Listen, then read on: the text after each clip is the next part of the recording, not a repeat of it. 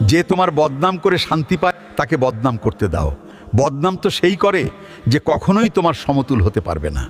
আকাশের দিকে ছুঁড়ে মারা থুথু যেমন নিজের মুখেই পড়ে, মিথ্যা বদনামও তেমনি তার নিজের কাছে ফিরে যায়।